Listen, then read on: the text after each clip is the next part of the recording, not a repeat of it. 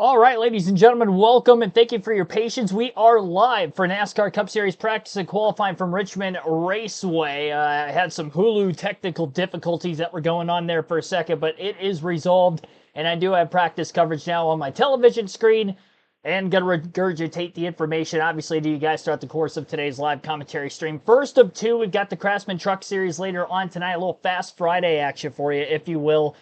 Beginning with on-track activity for the first time this weekend for the Cup Series, gearing up for their 400-lap race around the three-quarter-mile short track of Richmond Raceway, which will be set to begin for tomorrow evening. Thank you all for tuning in. Be sure to hit the like button, subscribe for more NASCAR content on the daily, including live commentary streams like this every NASCAR race weekend if you have not done so yet. Definitely be sure to do so. We're on the road to 7,000 subs.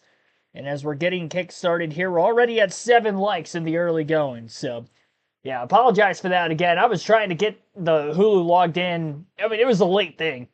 I logged on to Hulu. I was ready to go a minute before the stream started and then realized that the account information was not valid when I was trying to log in because it had logged me out. So then I had to get the correct again. And Kyle Busch, right out of the gate, rolling off to be the quickest in Group 1 practice so far. I believe every driver in Group 1 has hit the racetrack, all 19 of them. We have 38 cars in the field this week. So there will be 19 drivers in Group 1, 19 in Group 2. Richard Childress Racing winning this race a season ago with Austin Dillon. Kyle Busch did not have a great run in the summer race, but in the most recent week at Watkins Glen as well, qualified in the top 5 on speed. I think he had a top 5 car as well. As we got into the race, got set backwards, middle of the pack on one of the restarts to begin a stage. 3 wide in contact, which initially resulted in Carson Hocevar getting into Denny Hamlin, and then Hamlin into Busch. Busch goes around for a spin, was never able to really recover, and we'll never know how good of a day he would have had. I don't think he would have had anything for the race win, which would have been for Shane Van Gisbergen, and obviously he needs a win if he's going to qualify for the playoffs, but he did have speed for the first time in a long time, and he may have speed again here this weekend as well. Not only Busch is P1, Austin Dillon, his teammate who did win this race a season ago, is in 10th currently of the first group of drivers. Brad Keselowski, notably, is down in 14th. Ty Gibbs, 15th. Very surprised that they're further down this leaderboard. I would expect them to be a little bit better on the longer run. So as we look into the timing sheet on lap averages, we've seen a lot of drivers run 20-plus consecutive laps of practice already. Kyle Busch is the fastest in every category, 5 through 25 lap average in this session. Drivers that are in this group would include Busch. Corey Heim is back at the track this weekend in a third 2311 Toyota, I guess fourth technically this weekend. I mentioned already about Keselowski, Ty Gibbs in the group, Kyle Larson, probably the biggest name in this first group. And Larson seems to be second quickest when it comes to the 5 through 25 lap averages. So Busch doing pretty well for himself. Any Kyle Busch fans out there watching this practice session, curious to see if RCR can be as good this year as they were last year. So far, they're off to a pretty good start. Michael Turner, Bam Hall, John Barber, Marcus Villarreal, thanks for tuning in. You guys are the first in the chat below. I'll shout out anybody else I see for the first time in the chat throughout the course of today's race. Keen in on Kyle Larson right now on the broadcast. I'll let you listen in. True TV is where you can watch the visual purposes of practice. You'll hear more of me on a driver-by-driver basis when we get into qualifying single car, which is immediately after practice. Still got about 12 and a half minutes left right now of Group 1. I'll actually wait to turn it to the True TV booth because I have a feeling they're going to go to commercial sometime soon. I don't think they've been to commercial yet since their coverage began. So while we're waiting on that, I'll actually highlight the point standings then coming into this weekend. Regular season title fight. Remember going into last week at Watkins Glen, there were 4 drivers mathematically who could have taken the regular season points lead. William Byron went in with just a 15-point cushion over Chase Elliott. And then he had it was an 18-point lead to Chase Elliott. Then it was a 45-point lead over third place, which at the time was Kyle Larson. And then Denny Hamlin was minus 51. Well, they all lost points to Byron. Byron goes on to have a stellar day, a lot of stage points and a top 5 finish, and that wasn't the case for anybody else outside of Christopher Bell. Now, Bell was over 100 points back going into last week, so he did pick up on the cut line. He's minus 85, and he did move from 5th to 4th. But outside of the full race worth of points he could score, which is 61, if you do lead or do have the Xfinity Fastest Lap Award, you do win both stages, you do win the race. So it has to be within 61 points at the end of this weekend's event in order to mathematically have a shot at the regular season title going into Daytona, which is the regular season finale next week. Chase Elliott minus 42 points, lost quite a bit, more than doubled the lead for that of William Byron last week. Denny Hamlin has shifted up to 3rd. As I mentioned already, Bell up to 4th. Kyle Larson falls back to 5th. Ryan Blaney had a pretty good day, ended up finishing in 6th. Won a stage. I believe he was top 10 at the end of stage 1 as well. He is up 1 spot in points past Tyler Reddick, so he's now 6th. And within a fighting shot of 3rd, only 21 points back of 3rd place. There is a playoff point per position in the top 10, but it's just a bigger jump from 2nd to 1st because you get 15 playoff points for the regular season title. And I mentioned it several times throughout the course of the summer. You want to win that regular season title because since we've had a knockout round format 2014 to present day, only 2 times we have seen a driver win the regular season title and have those playoff points and not make it to the championship 4. So very vital that these drivers are going to be trying to get those points. Right now, William Byron has a pretty good stranglehold. It's by no means locked in, especially if he gets into early trouble this weekend at Richmond, but he's setting himself up real well. Earl Arnold Jr., welcome to the stream also. Pushing the 5, a good finish tomorrow. Disastrous finish at the Glen last week. Yeah, a couple of spins last week. Well, I should say he had 1 spin, but then the brake issue obviously early on, and that alone had to go to the garage area, lost 15 laps. Nobody else fell out of the race, so finished dead last. Can't get any worse than that. Especially when you consider there were 39 cars in the field last week, and there's 38 this weekend, so he's guaranteed a better finish no matter what. Just by starting the race. Marley Good, thanks for tuning in. Craftsman Truck Series news, Stuart Friesen will not be in the playoffs, Mr. Res. Yeah. I mean, I think he did announce that with the injuries when we got the injury detail. But as far as the waiver goes, obviously he's not going to be taking a spot in the playoffs because he can't compete. Kind of expected that was going to happen.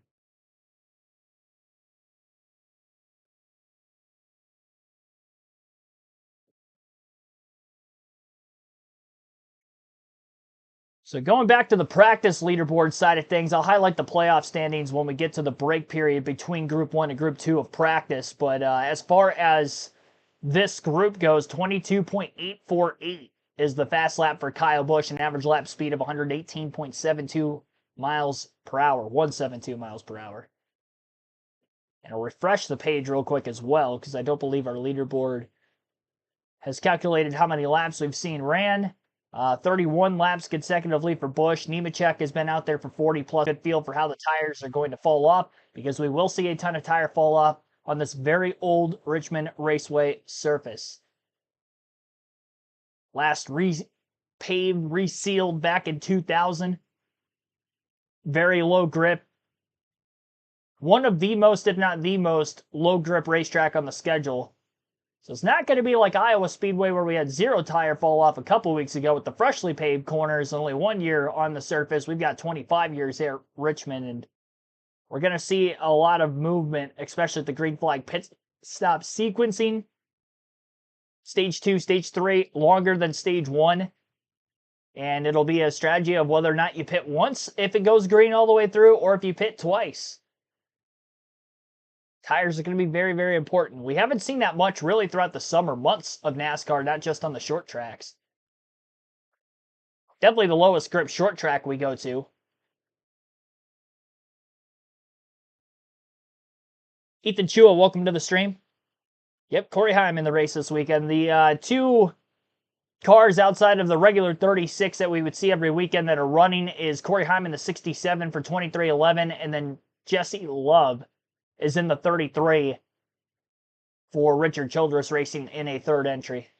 Love is currently 13th on the practice sheet. In order right now, we've got Kyle Busch P1, John Hunter Nemechek second, Noah Gragson third, Corey Heim fourth, and Kyle Larson rounding out the top 5 in fifth, and Ty Dillon in sixth, Justin Haley seventh, Cole Custer in eighth. Ninth place is Riley Herbst, Austin Dillon 10th, Michael McDowell 11th, Todd Gilliland 12th, Jesse Love 13th, Brad Keselowski 14th, Ty Gibbs 15th, Cody Ware 16th, Josh Berry 17th, Zane Smith 18th, and Ricky Stenhouse Jr. 19th of 19 in Group 1. We'll see the Group 2 times intertwined with Group 1 when they hit the racetrack here. 6 minutes left of Group 1 practice. Turn the car. You don't have to turn it as far.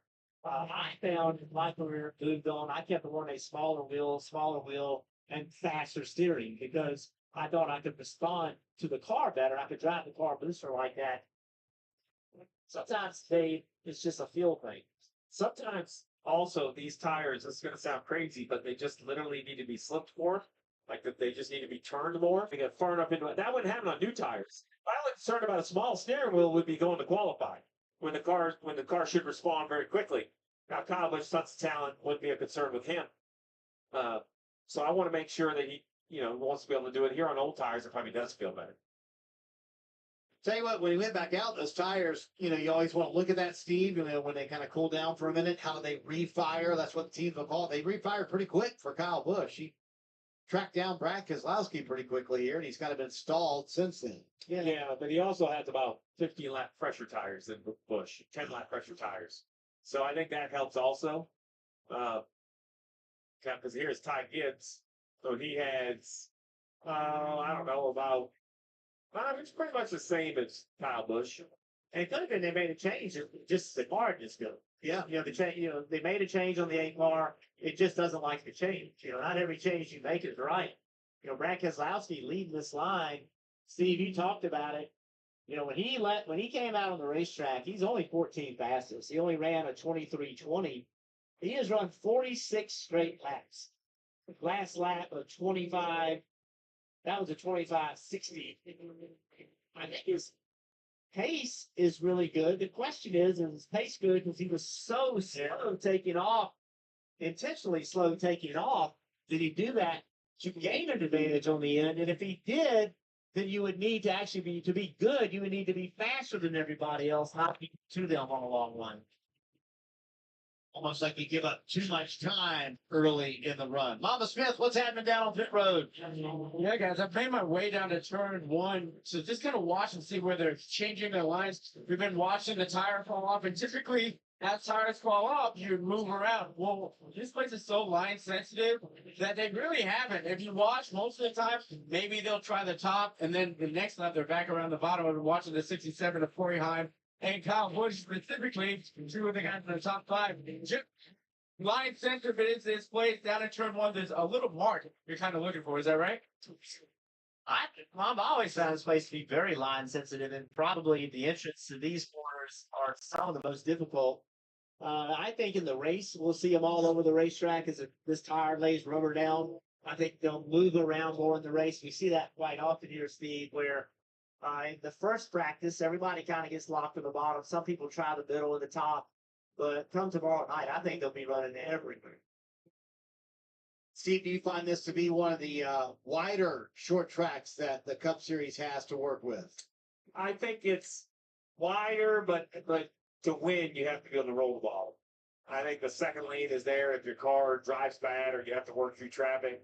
But I think if you're going to win, you need to be right here when this 54 is, and right there. At that 2/3 mark, your car has got, it's really that simple to me. We talk a lot about drive off and spinning the rear tires. I think everybody's rear tires go away, and loose is a dominant situation.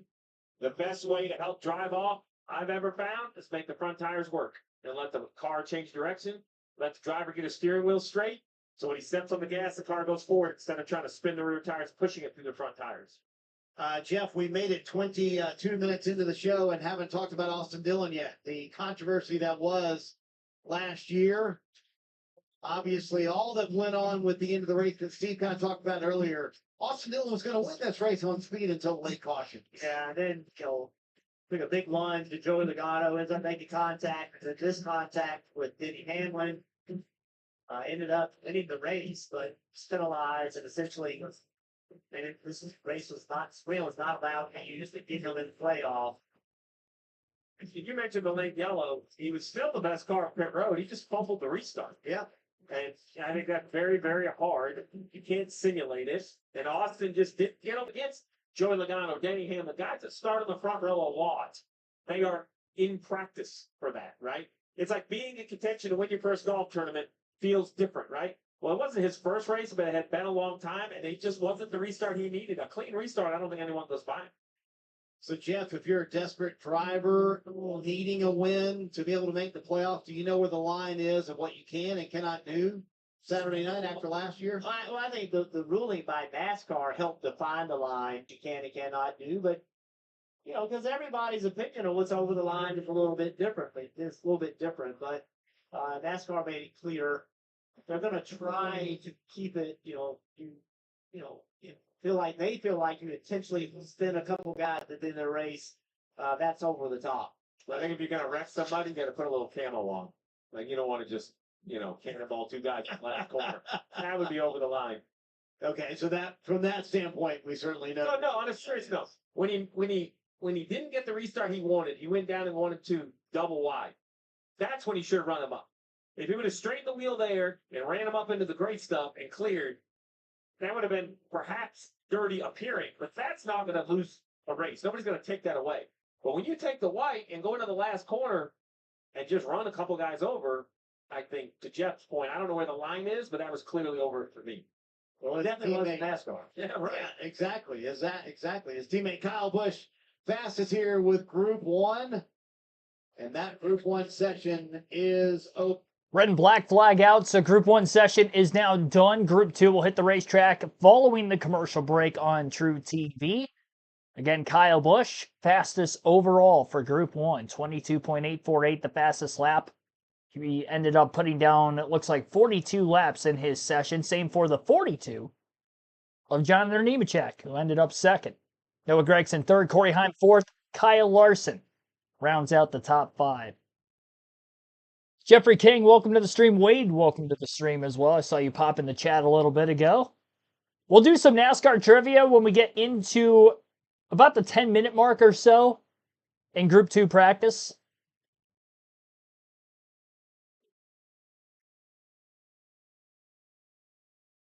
Things are clicking by very quickly here today. Just a quick 25 minutes.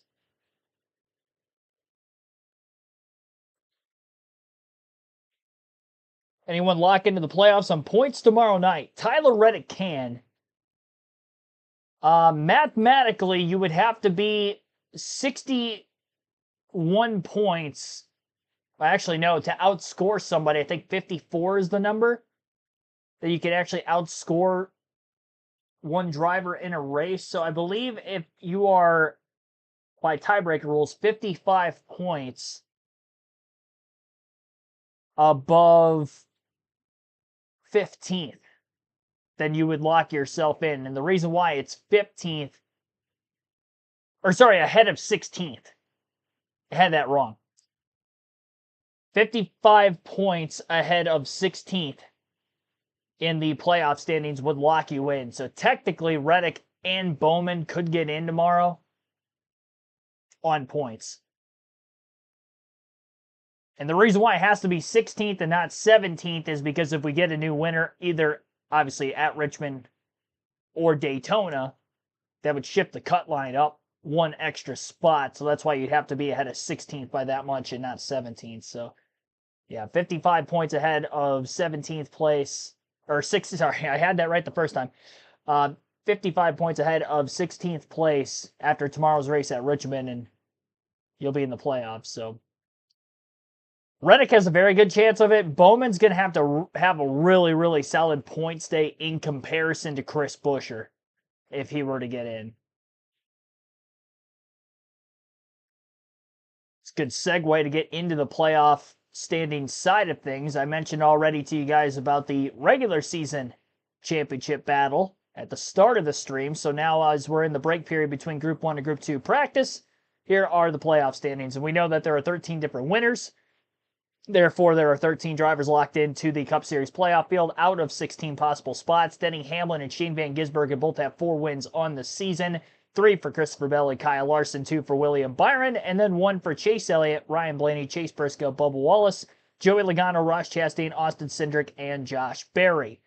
As I mentioned already, Reddick is plus 117 above the cut line, plus 60 for Alex Bowman, but they would have to be plus 55 ahead the cut line.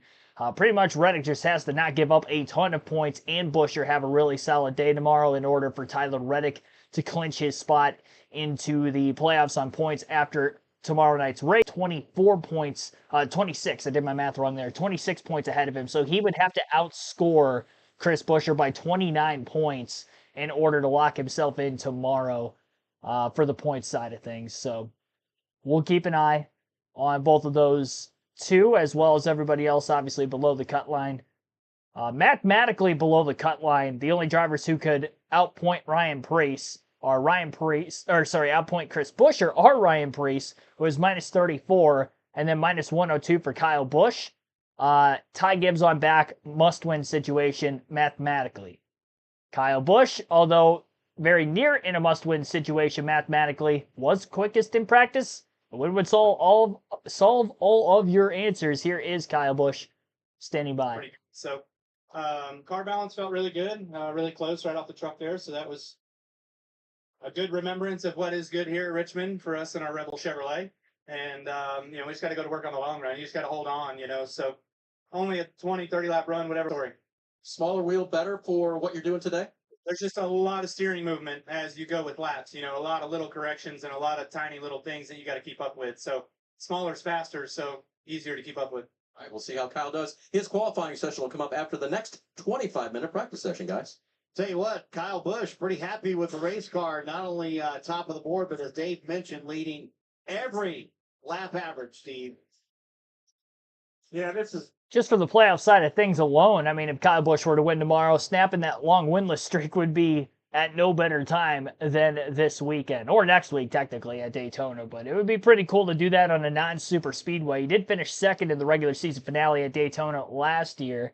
And again, he had top 5 speed a week ago at Watkins Glen. We'll see what will be in store for Kyle Busch tomorrow. Group 2 drivers, again, will be hitting the racetrack sometime very, very soon. And then single car qualifying will be after that.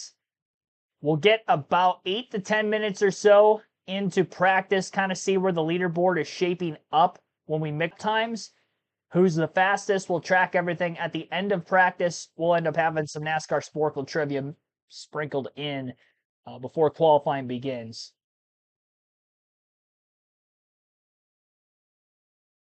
Have Bell winning the title?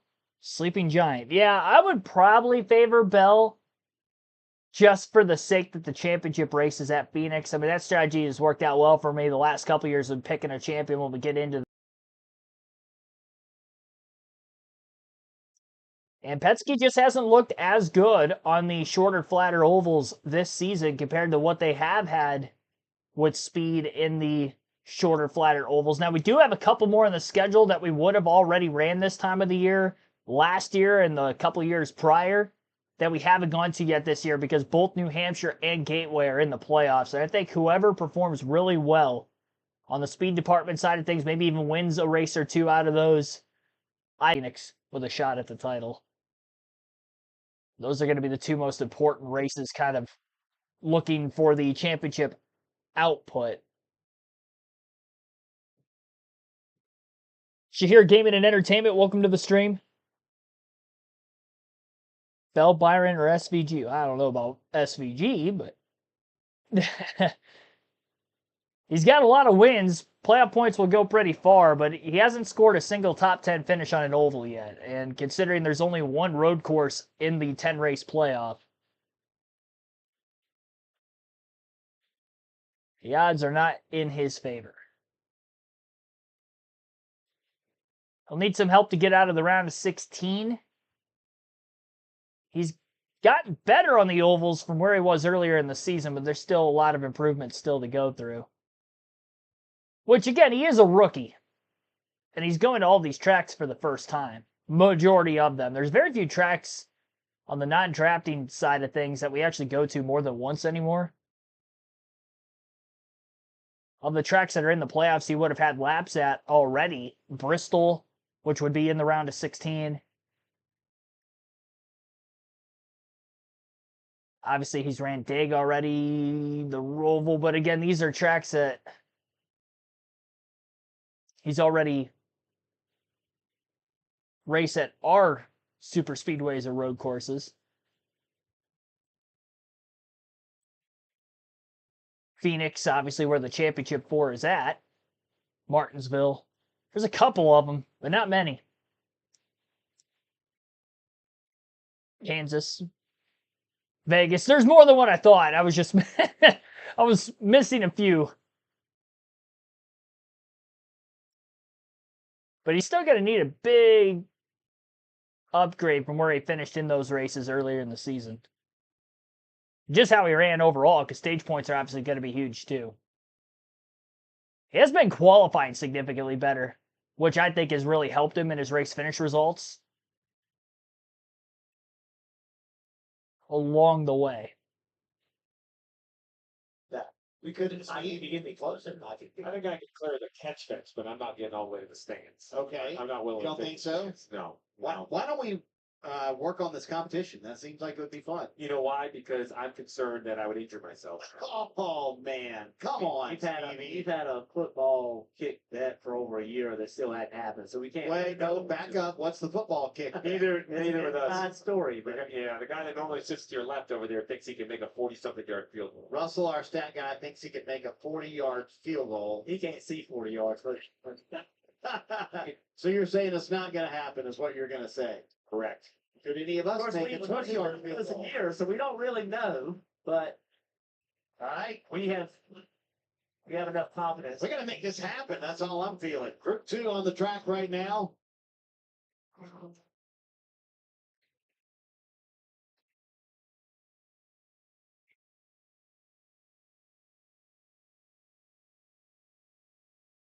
Riding on board with Tyler Reddick, and I understand from the garage area a little.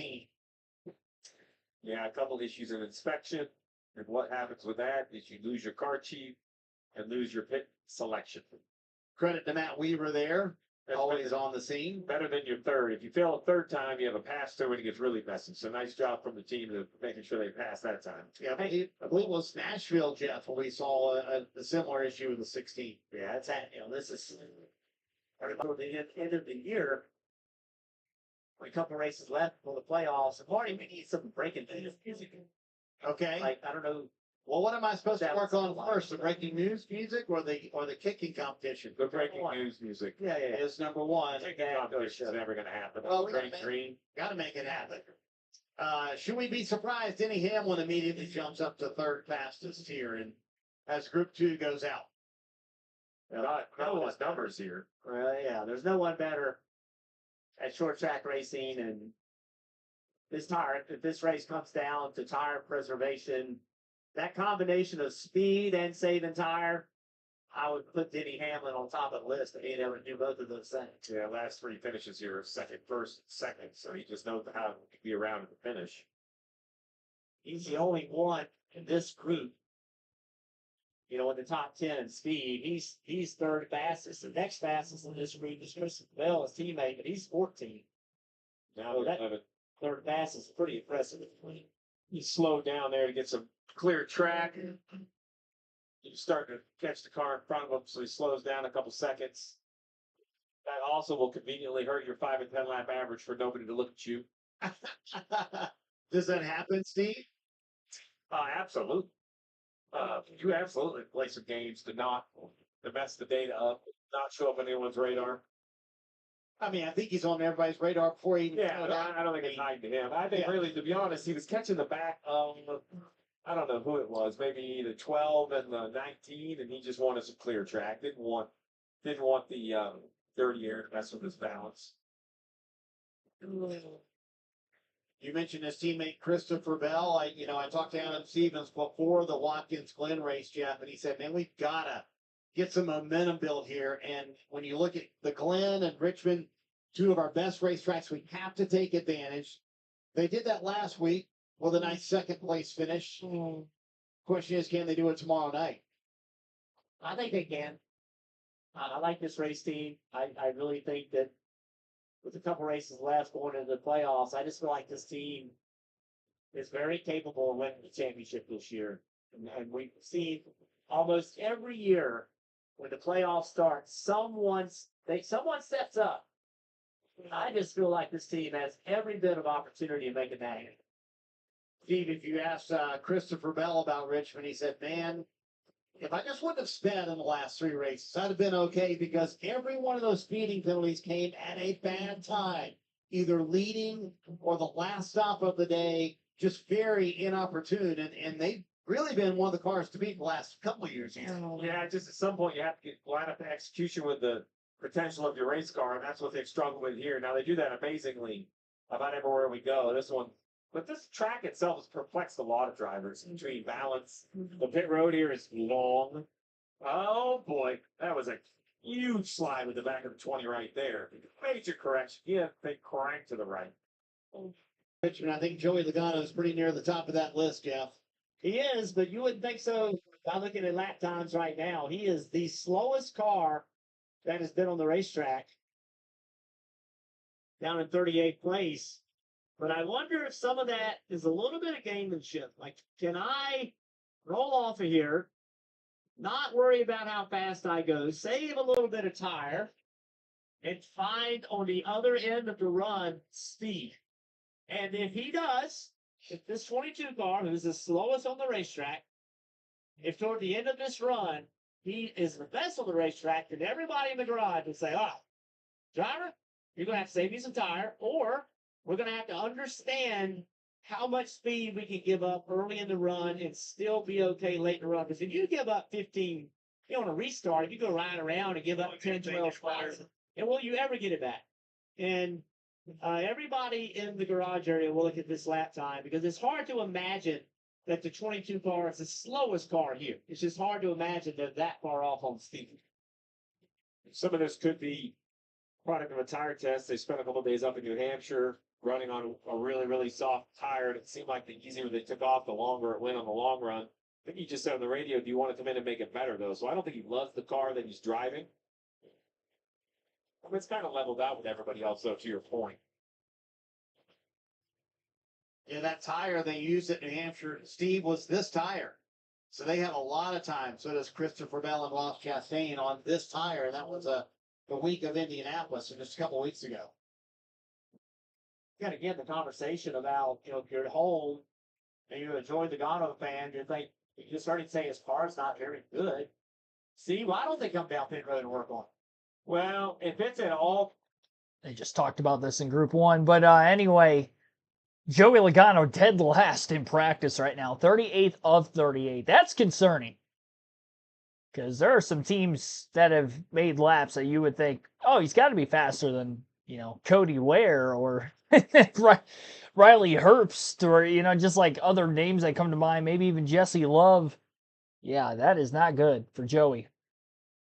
Team Penske as a whole looks to be struggling. None of those 3 drivers are inside the top 10. In fact, the only driver from Group 2 inside the top 10 right now would be Denny Hamlin, who is 3rd fastest overall, which is why I put a comment in the chat a little bit ago that I think I'm taking Denny Hamlin for the win tomorrow, as long as he qualifies at least halfway decent. With the tire fall-off we have at Richmond, he doesn't even necessarily have to qualify all the way at the front out of Hamlin and his track success here to know he is probably going to be the favorite for the win following on-track activity today. We'll go through the full leaderboard. Kyle Busch, again, fastest in practice right now. John Nemechek second. Denny Hamlin for Group 2 is the fastest there, but 3rd overall. He's the only one in the top 10, as mentioned already. Then you got Noah Gragson in 4th, Corey Heim 5th, Kyle Larson 6th, Ty Dillon 7th. 8th is Justin Haley, Cole Custer 9th, Riley Herbst is 10th. Austin Dillon 11th, Michael McDowell 12th, Ty Gillen 13th, and Christopher Bubba Wallace 16th, Jesse Love 17th, Tyler Reddick 18th, Daniel Suarez 19th, Ryan Blaney in 20th, Chris Buescher 21st, Ross Chastain 22nd, Chase Briscoe 23rd, William Byron 24th, 25th for Brad Keselowski, Austin Cindric 26th, Eric Jones 27th, Ty Gibbs 28th, Chase Elliott 29th, and 30th, Alex Bowman. AJ Allmendinger in 31st, Shane Van Gisbergen in 32nd, Cody Ware 33rd, Josh Berry 34th, Zane Smith 35th, Ricky Stenhouse Jr. 36th, Ryan Preece 37th, and Joey Logano And speaking of Joey Logano having a problem, maybe some of the reason he had a slow time, he's got a flat right front tire. And the caution flag is out as he's going to be parking it on the front stretch. Well, he's got a flat right front tire, but he's definitely gotten against the wall before that. Or maybe as a result of which, we'll have to wait to see the replay. Driving off into turns 3 and 4, and the car goes straight. Yeah, I think he had the right front flat. Definitely pancaked the wall pretty good. Not a super hard hit by any means, but enough to definitely damage 4 all the way to the top. There was a long ways to go to travel to get to the wall. He was able to slow the car up quite a bit before making contact with the wall, but obviously no way to keep it off of the wall entirely. So problems only getting worse for Joey Logano here this weekend. Maybe the backup car is going to be better than the primary. I don't know. It might be the way to go. He might not even necessarily have to go to a backup car, but they're going to have to make some massive overhaul changes with this car overnight, on top of the fact that they're going to have to make some damage repair if they are to use this same primary for the race tomorrow evening.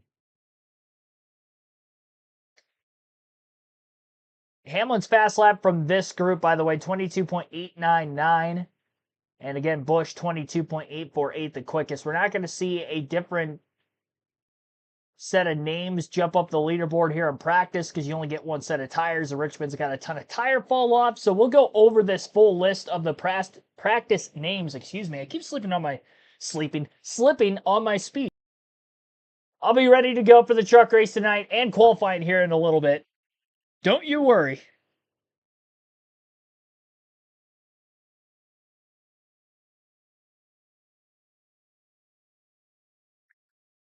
All right. So we'll get to the trivia.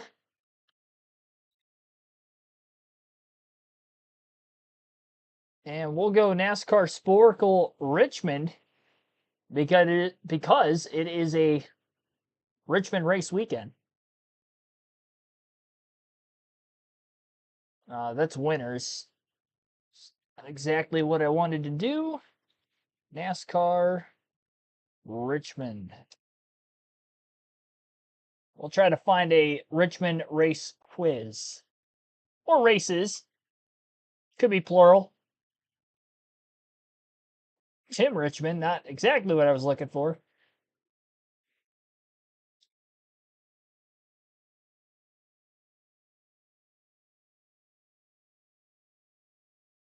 So there's top 10 finishers from the spring races and then top 10 from the fall. But they don't have them intertwined with one another.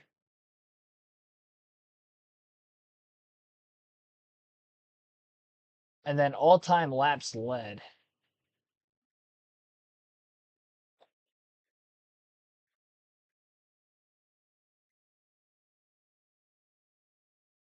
I think we'll do the laps led today and then save the top 10 for the pre-race for tomorrow's stream. Najee's Amazing Cars and NASCAR Diecast 73, thanks for tuning in. The pain continues. As a Joey Logano fan, if you are, yes. Yeah, definitely not been a good season for Joey. All right, so we're going to do some NASCAR Sporkle trivia to pass the time here before we get into qualifying. We have 20 minutes on this quiz. Any driver who has ever led a lap at Richmond, as I get a Hyundai ad right in the middle of the screen. September of 2017 was the last that this quiz was updated. Most of these quizzes that we do, track specific like this throughout the channel this year, have been around the same parameters, 20 minutes. And we have it last updated in 2017. So we'll see how this goes. We'll start the quiz. And I'm sure they'll throw some time back on the clock for practice as well with the Logano incident. We'll go Richard Petty, who's got the most all time. Kill Yarborough. Green flag back in the air, by the way. Quick cleanup. There we go. Pearson. Denny Hamlin has won here a bunch. Kyle Busch. Hamlin's up there, by the way, in the laps led list. This is 2017. He's got to have a lot more since then. He might be second all time. And if he's not yet, he's got to be close. On the all-time laps led at Richmond. Pretty impressive. Who else has won here a ton? I don't know about a ton, but I know Matt Kenseth's won here. Jeff Gordon. Jimmy Johnson. Let's just go with the former. Last updated in 2017, so he's not going to be on here. Kyle Larson.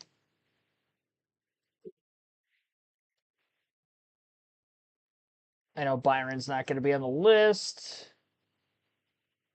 Bill Elliott is. Kevin Harvick, yep, former winner. Mark Martin.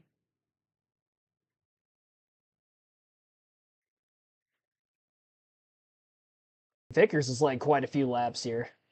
53. Dale Sr., Dale Jr., Jeffrey Earnhardt on the list as well. Sterling Marlin. Jerry Nadeau might be on here. He is not. Never mind. I lied. Truex. He's won several times over. Joey Logano, former winner. Keselowski. Former winner. My man Ryan Blaney, not on the list, but Dave Blaney is. Jamie McMurray. Paul Menard. Oh, yeah, Waltrip. Darrell Michael.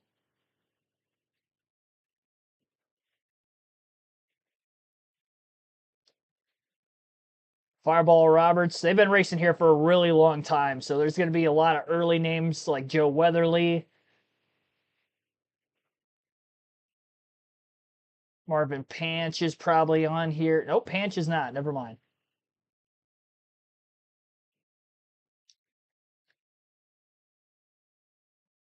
Let's go Bobby Isaac.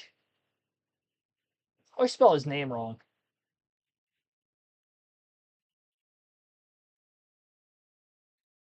Maybe I didn't.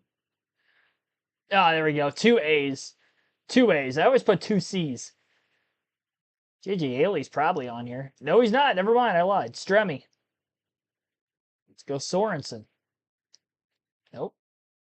Quapple. It's jumping all over the place on this quiz. Rocket Man Ryan Newman, of course. Danica Patrick ever lead here at all? Nope. Go Eric Almirola. Reagan Smith. He's on here. Jimmy Spencer. It's on the list. Kenny Schrader. Harry Gant. Morgan Shepherd. Throw Derek Cope.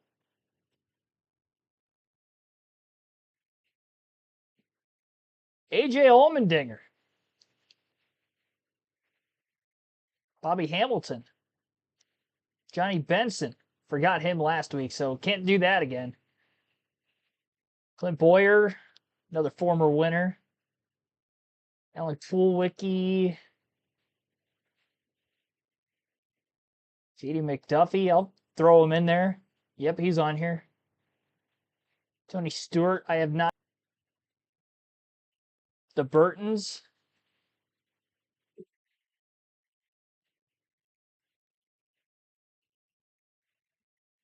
Let's try Chris Buescher. He's a former winner, but again, this was last updated 2017, so he's not on the list. Michael McDowell is on the list. David Rudiman on here. He is. Casey Kane. Casey Mears. Montoya. Yep. Wow, Montoya's like 95 laps. Ambrose. Not on the list. Stenhouse. Not on the list. My man Greg Biffle is. Carl Edwards I did not name yet. David Reagan is not on here. What about Trevor Bayne? He's not on here either. Not a lot of Roush guys. Ted Musgrave. Chad Little. They're both on here. Let's go Stacy Compton. Not on here. Robert Presley is.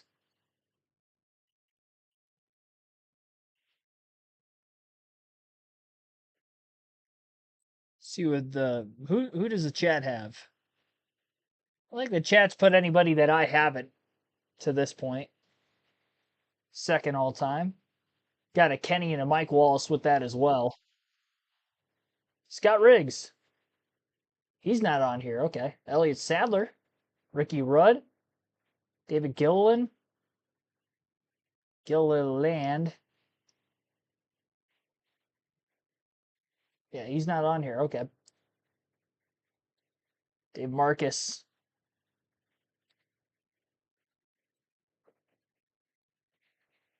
Rick Mast on here. Yep. Ernie Irvin. Neil Bonnet.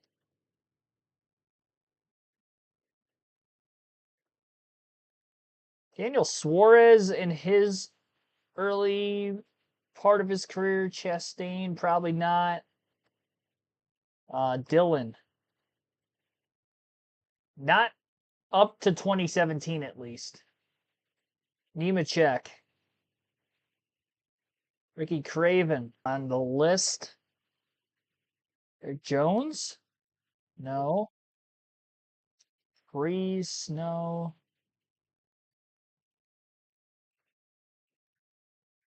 I did try Jerry Nadeau already. He wasn't on the list.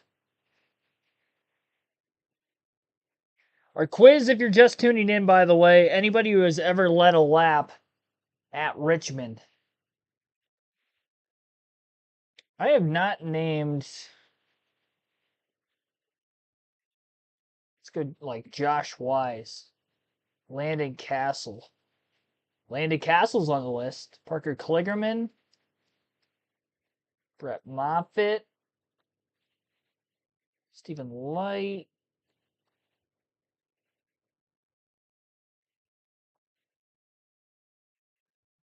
Steve Park, yes.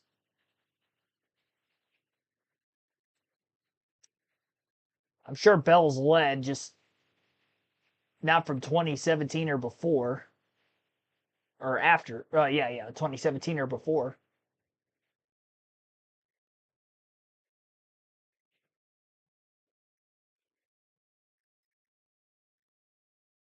I tried to Benedetto.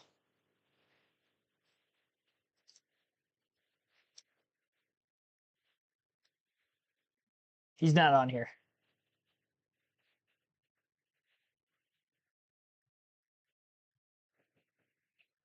Yeah, I just put Landon Castle.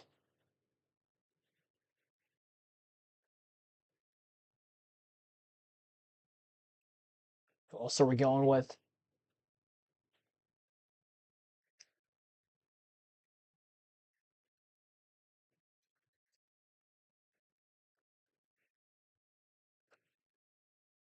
Rex White. Herb Thomas.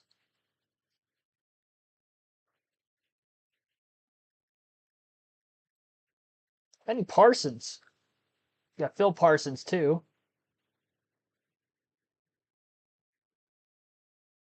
Dolenbach.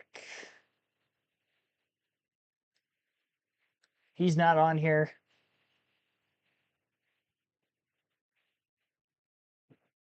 I thought I put Sterling Marlin. Yeah, I definitely did. Schrader. I did not put Mike Skinner yet.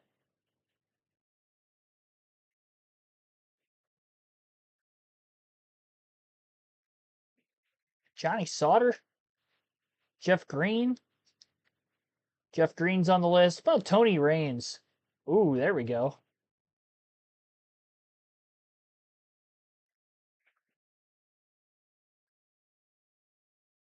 Justin Botcher, thanks for tuning in and playing along.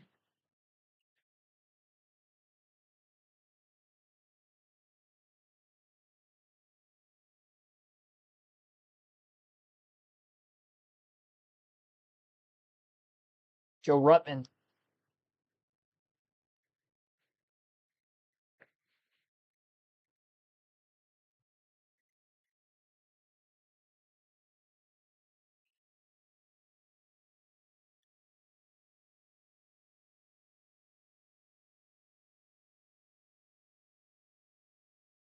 461. Jarrett. Gonna get Ned Jarrett with that as well. There was 2 of the big names.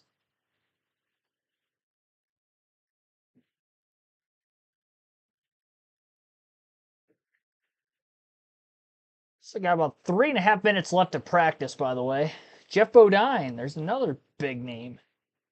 We got Todd and Brett with that. We got 91 of 130 so far. The Bakers, Buddy Buck.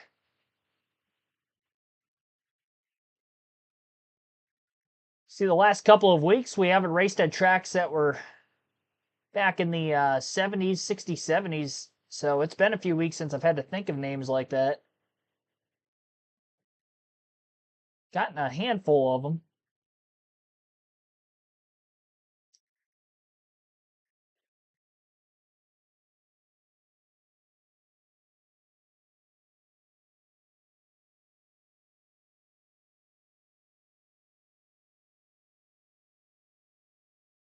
Leroy Yarbrough.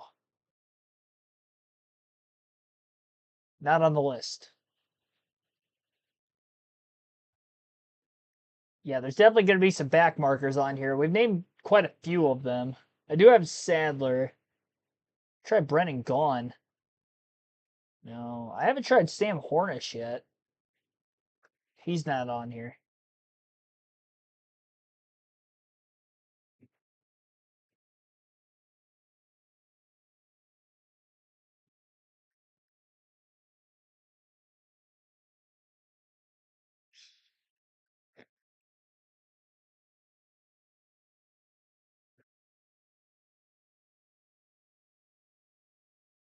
Gotta look at my diecast collection. Maybe consider cheating a bit. I did try Danica Patrick, was not on here. Let's go Hornaday. Nope. Crawford, no.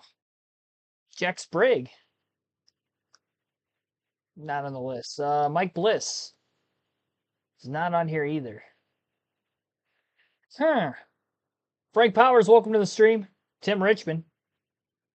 I mean, that makes sense. It's Richmond Raceway. Carson Hocevar just spun, by the way, in the closing minute of practice. Spun off turn 4. Doesn't look like he's got any damage.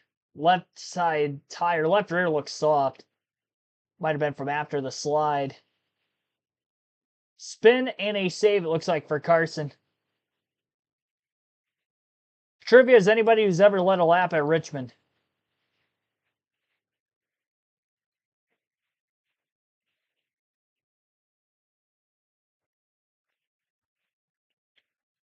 Yeah, tried Stenhouse. Scott Mears. I don't think I'm missing anybody that you guys have put in the chat. Definitely help for some of them. I've got Tom. Got John Andretti already. Tim Brown, welcome to the stream.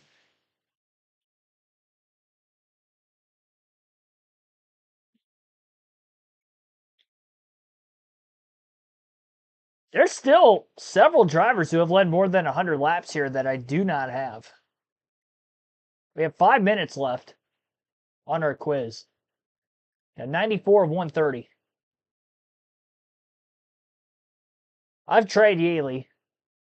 Tried Jason Leffler. Okay, there we go. He's got 19. Wow.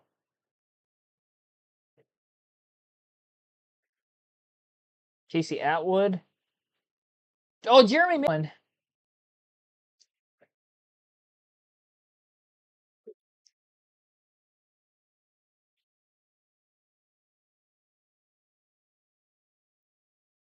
I was looking at my diecast too, and I still still missed him. Let me look at the diecast again.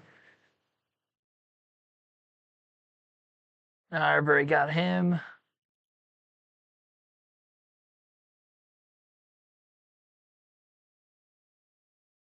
Yeah. I don't think I missed anybody this time. I see Dick Trickle in the chat. Dick Trickle's on the list.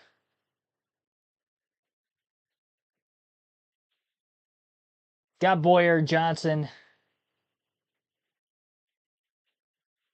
Got the Burtons.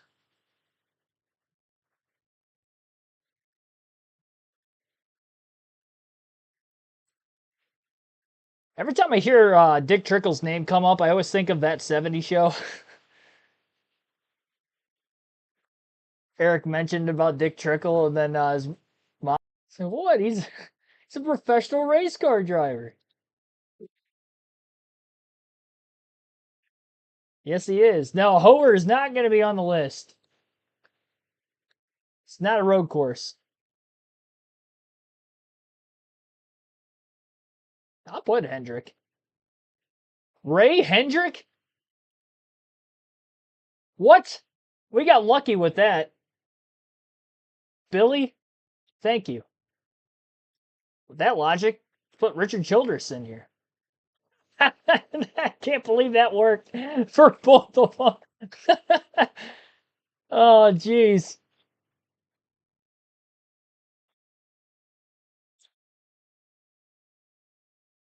There's no way that we should have gotten both of those.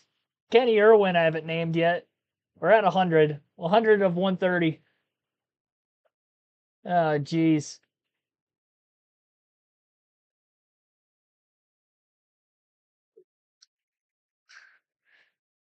Trying too hard now. Oh.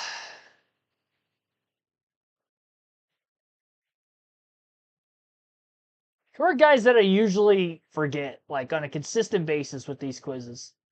Did I get all of those guys? Probably not. I did put Fireball Roberts in early. Pastrana didn't really race in Cup. 100 a few years ago. I don't think he led any laps in that race.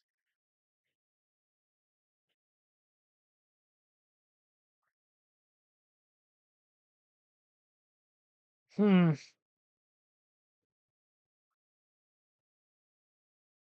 getting into qualifying here shortly. If you're just tuning in for the first time, wondering what the heck is going on, we're doing some NASCAR trivia to bypass time. Car's getting pushed to the front of pit road. Corey Heim going to be getting things off. We have 1 minute left. So we're trying to name anybody who has ever led a lap at Richmond in a NASCAR Cup race.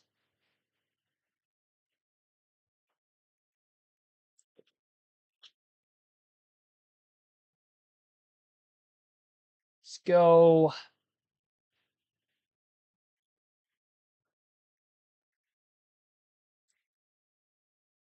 Got Rudd already. I'm out of names, honestly. Got 100 of them. Nice even number.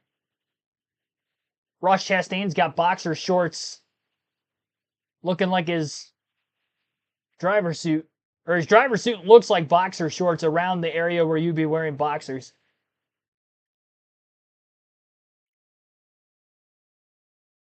Great to see.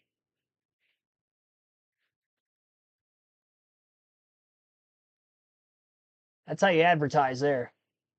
And he's on the race car as well. He did that earlier this year. Was it Michigan? It was one of the races I went to. Maybe Texas? Yeah. All right. Well, time's out. There's definitely some names on here that I've heard and that we usually forget too. Like Hut Strickland. I forget on these lists all the time. Tommy Ellis, Rick Wilson, Joe Milliken, Butch Lindley, Dick Rathman, Sam McQuaig, Tommy Houston on the list. Okay. I always forget he was in the Cup Series there for a bit in the late 90s, early 2000s. Mike Alexander, Butch Miller, Earl Ross, Jimmy Means, Earl Brooks, Bill Dennis, Tom Pistone, Charlie Glotzback, Paul Goldsmith, Lake Speed. Yeah, we get him usually. I didn't get him today. Doug Yates, another owner. I should have just put race car owners in at this point. Cotton Owens. Not seen him on these lists in a while. Daryl Derringer. And Tim Flock. Man, I really thought I had all of the former champions, but I didn't get him. Speedy Thompson, James Hilton, Lenny Pond, Billy Wade, and Jim Pascal. Rounds things out. That might be the first time I think I've seen Doug Yates on any one of these quizzes. Or Ray Hendrick. But not bad. 77%. Average score 68%. And we'll try again in tomorrow's NASCAR Cup Series pre-race. And that stream will start at 7 p.m. Eastern.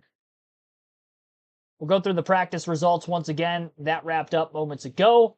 We went through it already once, but we'll go through it again before we get into qualifying. Kyle Busch was the fastest overall. John Nemechek second. Denny Hamlin in third. Noah Gragson fourth. Hamlin, by the way, was the fastest in Group 2. Corey Heim was fifth overall. Good showing for him in practice. Kyle Larson sixth. Ty Dillon seventh. Justin Haley eighth. Cole Custer ninth. Riley Herbst rounds out the top 10. Outside of Hamlin, though, collectively, Group 1 quicker than Group 2. Outside the top 10, we've got Austin Dillon in 11th, Michael McDowell 12th, Todd Gillen 13th, Christopher Bell 14th, Carson Hocevar 15th, and Bubba Wallace in 16th, Jesse Love 17th, Tyler Reddick 18th, Daniel Suarez 19th, Ryan Blaney 20th, Chris Buescher 21st, Ross Chastain 22nd, Chase Briscoe 23rd, William Byron 24th, Brad Keselowski 25th, Austin Cindric 26th, 27th was Eric Jones, Ty Gibbs 28th, Chase Elliott 29th, 30th Alex Bowman 3rd, Josh Berry 34th, Zane Smith 35th, Ricky Stenhouse Jr. 36th, Ryan Preece 37th, and Joey Logano 38th. So that wrapped up practice. And on the lap average sheet, Kyle Busch was the fastest in every category, 5 through 30 lap averages. And again, Group 1 just overall quicker than Group 2. And now on to the qualifying order, which again I mentioned already. We'll start things off with Corey Heim. After Heim rolls off, then we will have Jesse Love, Cole Custer, Josh Berry, Cody Ware, the first 5. The next 5 after them will be Ty Dillon, Jonathan Nemechek, Todd Gillen, Kyle Larson, and Ty Gibbs. Junior Johnson was surprisingly, well, he might have been on the list when I put Jimmy Johnson, same last name.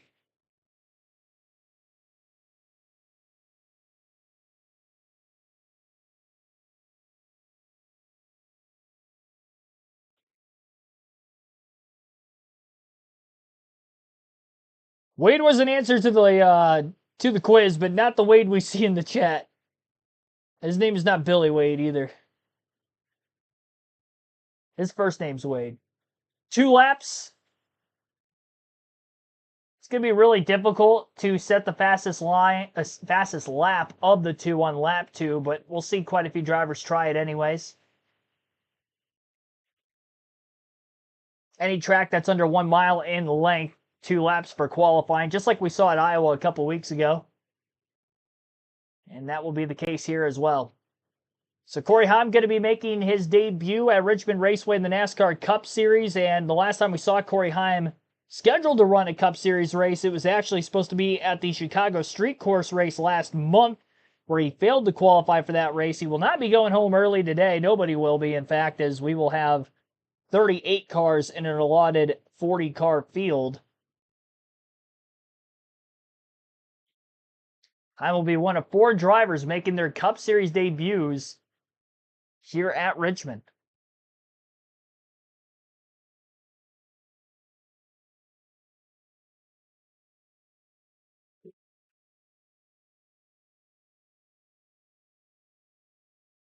And his second lap, 22.979, a little bit slower. So obviously, Heim being the first driver out there, going to be at the top of the leaderboard. We'll see how long he can hold on for. He's had good qualifying efforts in other races he has ran in this season. Kansas, he qualified just outside the top 10 back in the spring.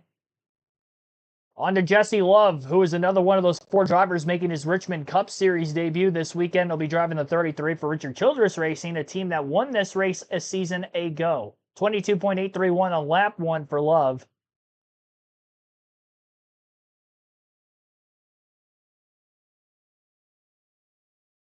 A little bit off of Corey Heim's first lap. Love looking for a pickup on lap 2. You have to make a major mistake, I feel like, from lap 1 to lap 2 in order to have your second lap be the quickest. I mean, this track just, it eats away at the tires every single lap. For instance, Jesse Love had about a 0.3 of a second drop off on lap 2 after his first lap. It's going to be difficult. You have a big hiccup primarily in turns 1 and 2 on the opening lap. I think that could lead for an opportunity for lap 2 to be much better. Cole Custer will be the first of the chartered entries to go. His best finish at Richmond was 14th in 2020, and this will be his 7th career start at Richmond Raceway, his first since 2022.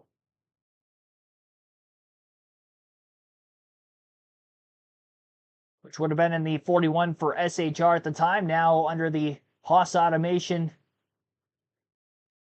and Haas Factory team, with the downsizing that they had after SHR sold off their portion of the charters, everything that went with that ownership, with Tony Stewart's side at the end of last year.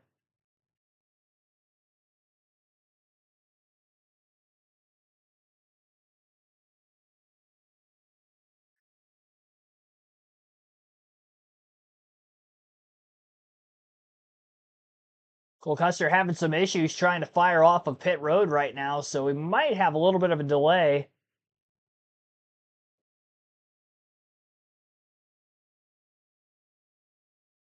I should say moments ago. For some reason, my feed is way behind. I've tried to fast forward and catch back up again, but what I'm watching on TV is very slow. Like, Custer is just now rolling off of pit road, and he's already completed one lap on our screen. 22.998, by the way, for the second lap for Custer. His first lap was the quickest of any. Austin Dillon, last year's winner, standing with Mama Smith. Daylight going into the nighttime. I feel like I've got a pretty good notebook here for that. I always feel like I'm strong on the long run. We just need to fire off right here qualifying, get us a good starting position, and we'll see what tomorrow night gives us. This Winchester Chevrolet looks awesome. Got a big whitetail buck on the side of it, so proud to have Bass Pro Shops Johnny Morris on here, and we'll see what we got here. Guys, also feels like the car is pretty close to what he won with last year. That's great info. Mama and I am going to concede that Marty's lap time for the pole is way closer than Jefferson's. 22:57 out of Cole Custer. Sometimes you got to guess, Stevie. That's all I'm saying. So this sounds crazy, but with only 8 sets of stickers and you're qualified to be transferred, I wouldn't run a second lap. If the first lap has any sort of grip and fires off where it needs to be, unless the driver makes a huge mistake, or you have some sort of air pressure setting that I haven't considered and you're planning on the second lap, both drivers have fallen off a couple tenths of a second. So even one lap better on those scuffs. I plan on having to use those in the race. I don't think I would run a second lap unless the first lap was a big miss. Yeah. I mean, Josh Berry did not look very fast in race practice. Looked like to me he started off a little bit slow, but toward the end of the run, he was as fast as anyone. And as for Josh Berry, his best finish at Richmond, second when he filled in for the then injured Alex Bowman back in 2022.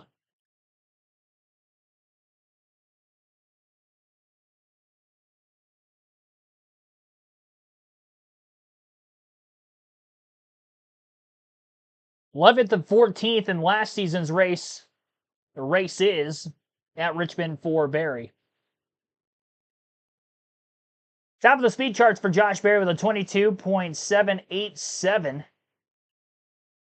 on the second lap. His first lap was quicker than the 22.577 that Custer put down. 22.516 for Josh Berry. So Berry now the quickest. Cody Ware just wrapped up his first qualifying lap. 5th career start at Richmond for Ware. His best finish 2 different times was 34th. Not a good racetrack for him at all. Doesn't seem to get better finishes by way of guys falling out of the race. Haven't had many DNFs in the few starts he's had here.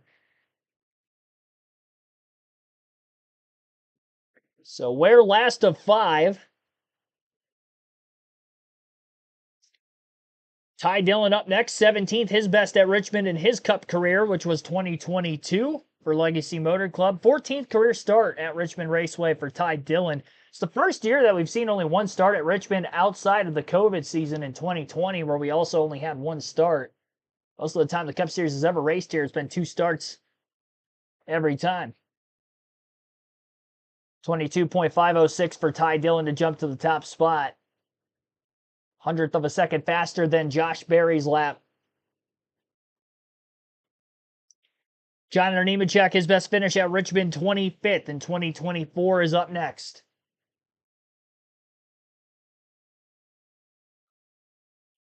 Hulu is for me right now. I don't know if it's because I had to reset everything and log in at the start of the stream, but I mean, it is like behind. Like I'm like a driver or two behind what the raw feed is showing on her leaderboard. Really hard for me to keep up with this. I'm doing the best I can. I might just have to look solely at the stat sheet and not at the TV and what's going on there unless we get any more driver interviews in the midst of qualifying. Came to one lap when you saw the combined practice speeds. See what he can do here in qualifying. This team continuing to show improvement. The year's not over by any means, right? You can win this weekend, win at Daytona, move on into the playoffs, but this team has got to feel good about the direction that they're heading, and then an opportunity next year to get out of the gate better than they did this year. They just got off to such a slow start and have had to recover, but good pace from them. Not a good qualifying effort right now. It's going to be a tall task tomorrow night. And they'll admit short tracks have been their biggest weakness at Legacy Motor Club this year. Kind of felt like they made some improvements at Iowa, but not going to be happy with this lap at all for John Hunter Nemechek. Winds up fifth, especially after their second quick in practice earlier today. The other thing about that, Steve talked about in practice, this first stage, is roughly 70 laps, 70 straight. So you start in the back. You immediately are now thinking about my first goal is not getting lapped, right? You're not thinking about where are we going to finish. Your objective now, qualifying that poorly, is we got to find a way to not get lapped. Todd Gilliland on the track right now. 6 Richmond Cup starts, best finish of 15th. This car looks a little like the 42s where you just can't hustle. Right? You can just. Well, it's up the track right there. And he's going to shut it down. Yeah. But the 42, I thought he was right around the yellow line, yet the lap time was bleeding. That tells me that he's kind of a passenger, right? He's not hustling the race car. He's waiting for the race car to. So a lot of drivers starting to take the one lap route all of a sudden, knowing that they do have 2 laps. But there's just so much fall off from lap 1 to lap 2. On to Kyle Larson in the number 5, who's a 2-time Richmond race winner. Last spring, he led 144 laps in that event. It's been a couple years, though, since Larson has gone to victory lane here at Richmond Raceway. He's won quite a few next-gen short track races across all 3 of the usual short tracks. Has won at Iowa in the 2 races there, but a couple at Richmond, couple at Bristol, couple at Martinsville. Yes, also has a win with Ganassi in the 42 car at Richmond Raceway, well before his Hendrick Motorsport days. 4th for Kyle Larson, 22.692 when he was on his lap. Ty Gibbs just got done qualifying, and Gibbs is shown 3rd on our list with a 22.5.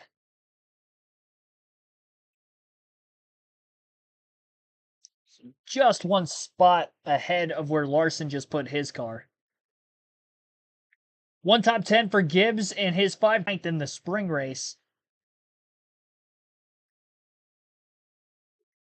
On to Justin Haley and Brad Keselowski. Keselowski, 2014 summer winner.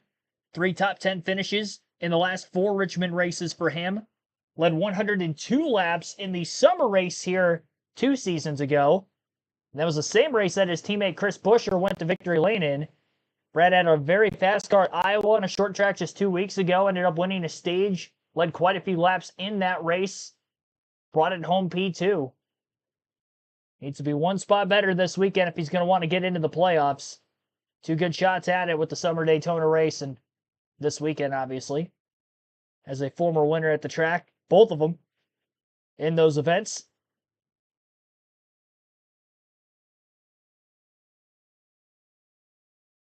And it looks like they will be cutting to commercial break. Justin Haley, by the way, his best finish, 21st in 2022 with colleague racing here at Richmond as well. Riley Herbst's going to be making his debut at the racetrack. Those are the next 3 drivers for qualifying. Justin Haley, Brad Keselowski, then Riley Herbst. Then we've got Noah Gragson, Ricky Stenhouse Jr., Kyle Busch just after them. Zane Smith, Michael McDowell, Austin Dillon. will all be due up on the other side of the current commercial break on True TV.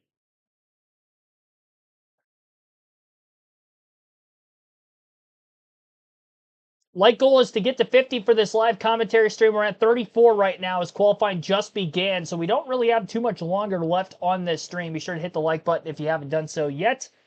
Subscribe for more NASCAR content while we wait the commercial break to end on True TV. We'll take another quick break. You're listening live. KRC, first of two streams today. We've got the truck race coming on at 7:30 p.m. Eastern later tonight. And then at 7 p.m. Eastern tomorrow night, we'll be live for the NASCAR Cup Series beginning with our pre-race show. All right here on the channel. Ty Dillon, the time to beat so far through the first 10 qualifiers.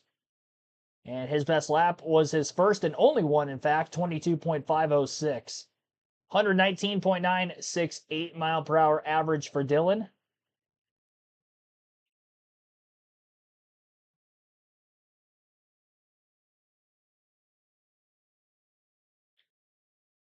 So about to round up the first half of qualifying here shortly. When they do come back from break.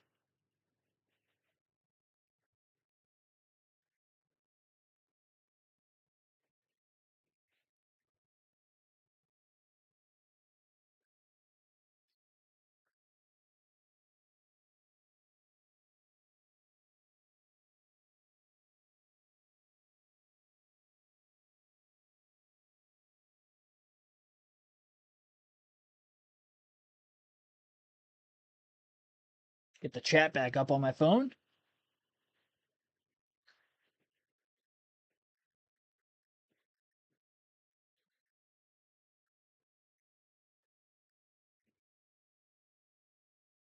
Surprising that Byron is slow after winning at Iowa.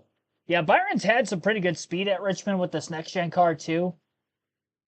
Him and Rudy Fugle well together when it comes to the strategy side of things, that 1 versus 2 stop strategy. They're usually one of the front runners on whatever strategy they're working. If you're on 40, I'll cook you a filet mignon tonight. Okay.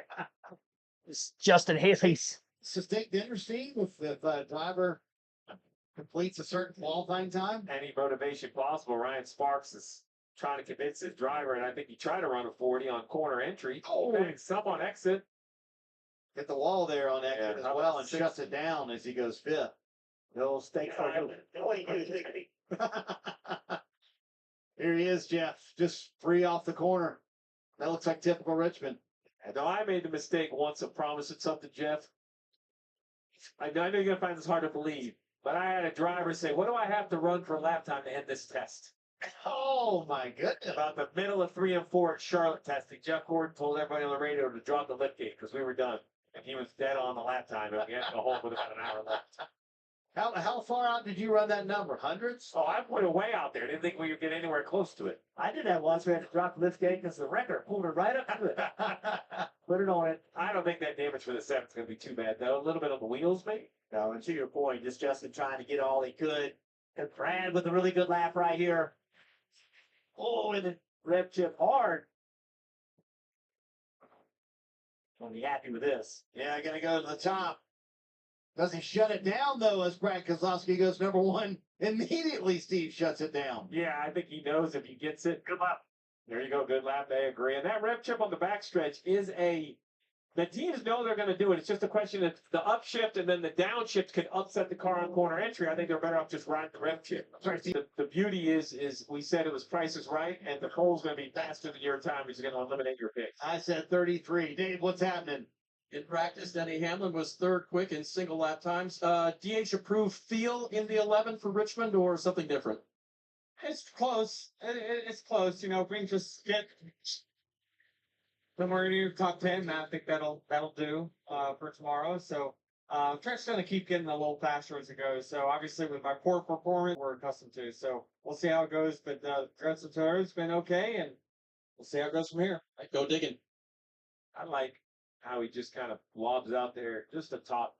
Yeah, somewhere in the top 10. I think that's a good attitude, though. Don't remember in Indy, he had a really good car. He got the defense qualifying. Yeah. And if he would have had that just somewhere in the top 10 there, he'd get that one back. He hurt 7th fastest on his lap. He just ran 1. I think we're in that mode now where we're going to see pretty much everybody run one. How about Noah Gregson making Cup Series start number 100 this weekend? He was fourth fastest in practice. Yeah. So let's see what he can get right here. Finished 21st at the Glen, their best finish in quite a while. Love that entry into Penny coming to get the green. Stayed up a little bit longer.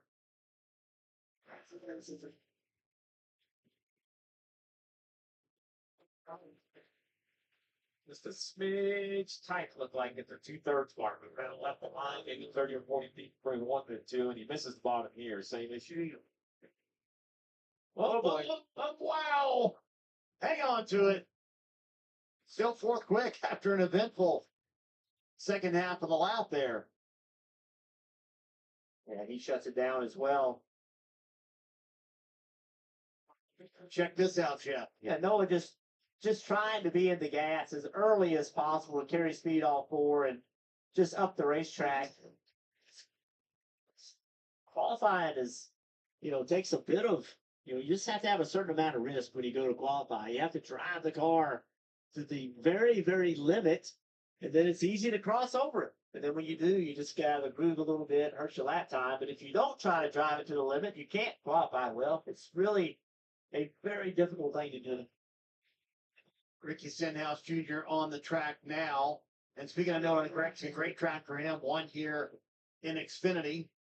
Stenhouse looking for a little more time after being down towards the bottom of the charts in practice. About 7 or 8 weeks ago, this team was looking pretty good. Yeah, man. And it's been a very difficult couple of months. Getting run into, not the performance they had earlier in the year. Not a great lap for Stenhouse either. 14th out of 15, 22.842. On to Kyle Busch, who was fastest in practice earlier on. He is a sixth field for this weekend. He was third in the summer race 2 years ago. Summer race last year, his teammate Austin Dillon got the race win. So high hopes for RCR this weekend. And we'll see what Kyle Busch can do here first for qualifying. Can he back up what he did in practice earlier and go to the top of the board?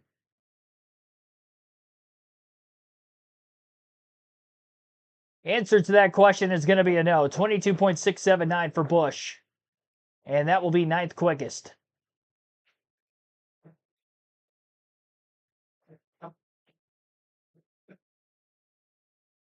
So ninth for Kyle Busch. And after Busch is going to be Zane Smith in the 38.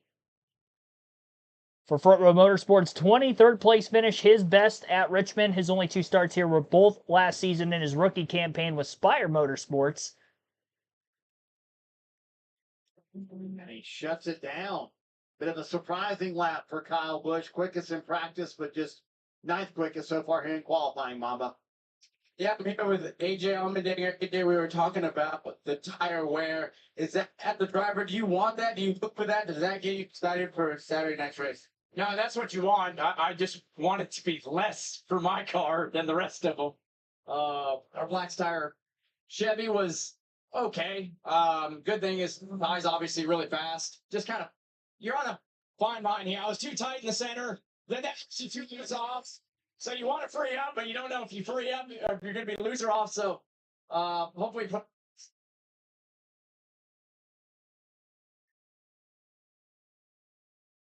can lap in here and kind of make some adjustments for tomorrow. It's a long race, a lot of green flag runs, so tire wear is going to be important.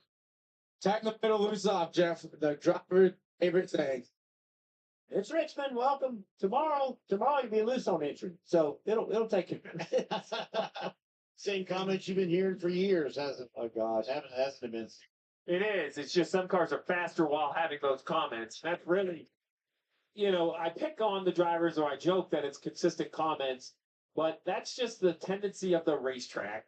But some do it, I wouldn't say comfortable, but some can create lap time, right? You're doing it, they're all doing the same thing. But if the car in front of you is getting bigger, that means your car's driving good. And if the car behind you is getting bigger, that means you got a problem. Zane Smith winds up going 10th as Michael McDowell comes out on the track. We talked about their rough outing in Watkins Glen, such high hopes coming into the race, Jeff, and wind up 19th after being so good on the road courses earlier this year. Good. Got through the center of the corner really good. Wasn't able to carry that speed on corner exit. I think of Michael McDowell more about having a chance to win. I think they can run well here, but going into next week, good Q run here. This will be P2. But going into next week, I view Michael as a real threat to win that race at Daytona in himself as well. There's a long list going to Daytona that could get themselves in, but Michael is certainly one of those drivers that always performs well at that type of track. Yeah, a couple close calls this year. Remember, he ran so well at Texas, it went away late. How about that throttle cable in Chicago? Yeah. That 31 of the first 32 laps, throttle cable failure. But we don't know what would have happened, but he had proved to be the best car up until he had his mechanical issue. They decide to run lap 2 as Chase Elliott going out in just a moment. But right now, Austin Dillon on the track. It's pretty good. Kyle Busch with a less than awesome run all the way back there at 10. Some of that information could have Yeah. got to this car, make an adjustment, make their car better in Q. Dillon goes to third. Pretty solid lap there. Thank you. And they'll shut it down after that. Right now, Brad Keselowski, the quickest so far here at Richmond. All right, well, commercial break on True TV. We're halfway through qualifying. Chase Elliott is going to be the next driver up when they do come back from commercial. After Elliott will be Carson Hocevar, then Denny Hamlin, Alex Bowman, Austin Cindric. After Cindric, Eric Jones, then Joey Logano, Daniel Suarez, AJ Allmendinger, and Ryan Preece. So those will be the next 9. 18 drivers down, 19 drivers down, 19 drivers still to go. Brad Keselowski has the top time with a 22.362 thus far, 120.741 mile per hour average. I think Keselowski and Hamlin are my two favorites for the race right now, and I trust Hamlin more because he has won 4 times this season. But Brad Keselowski, RFK's had some good runs at Richmond in recent years, kind of similar to RCR, but they've had more speed this season as a whole, including just 2 weeks ago at Iowa Speedway on a short track where Keselowski finished runner-up, led a bunch of laps, won a stage. I expect him to be pretty sporty and pretty competitive this weekend. Take a quick break here before Chase Elliott begins his qualifying lap. You're listening live on KRC. 11 likes away from our goal of 50, everyone.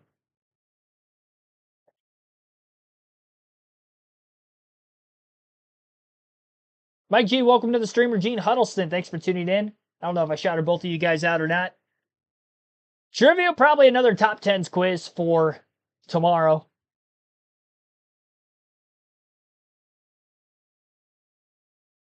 We did laps led earlier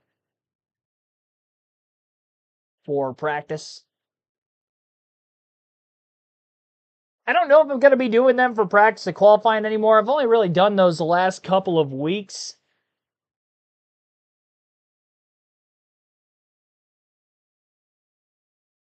Main reason I'd be going away from it is to try to save on quizzes for later in the year.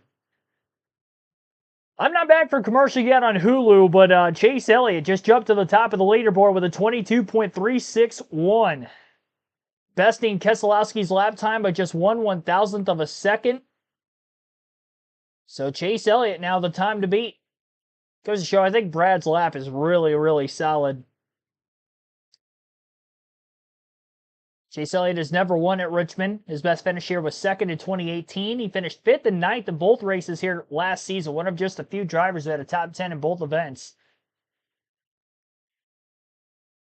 On to Carson Hocevar, who finished 8th in the summer race last season. Obviously, his rookie campaign were the only 2 races he would have ran here. Pretty respectable in both, but again, had a top 10. Haven't seen Carson with a lot of speed in recent weeks like we did in the very early going of the summertime. But he still has been qualifying well, even in the races that he hasn't had as good of runs in the race itself. He spun out in practice a little earlier, but puts the car in the top 5 in qualifying. He didn't have any scratches on the race car, so that's why he's still in this session. 22.501 was the lap for Hocevar, a little over a 10th off of Elliott's fast lap so far. Denny Hamlin, the 5-time Richmond Raceway winner, is now going to be hitting the racetrack. Second, first, and second in the last 3 starts for Hamlin at Richmond. He has 13 top 5 finishes in his last 16 starts at the action track. He is probably the favorite coming into the week when you look at the statistical analysis at Richmond. His history here, both with the Next Gen and the Gen 6, just super, super dominant. And I expect him to be a threat this weekend. He is definitely one of my top 2 for the race win. Probably my number 1 as of right now. I'll be guaranteed on who I'm going to pick for the win in tomorrow's pre-race. So again, tune in for that. I've gotten 11 race win picks this season. I'm proud of myself so far this year. I don't think qualifying is going to matter as much for tomorrow's race as we've seen for a lot of the races in the summer. But I still expect Hamlin to be pretty good in qualifying as he jumps to the top, so no surprise there. 22.347 for Denny Hamlin, 120.822 mile per hour average. So Denny is the quickest. Alex Bowman, another one of the many former Richmond race winners in the field this weekend. His win here came in 2021. Though last season, not so great for Bowman at this racetrack, 28th and 17th in both races. He was mediocre in practice earlier when it came to the overall race speed. We'll see how qualifying goes. His teammate Chase Elliott, as of right now, is on the front row. See if that'll hold. The gap between Hamlin and Elliott at the top right now is 14 one-thousandths of a second. And another thousandth back to Keselowski in third. Alex Bowman fourth, just behind all three of those guys. 22.397 for Alex Bowman.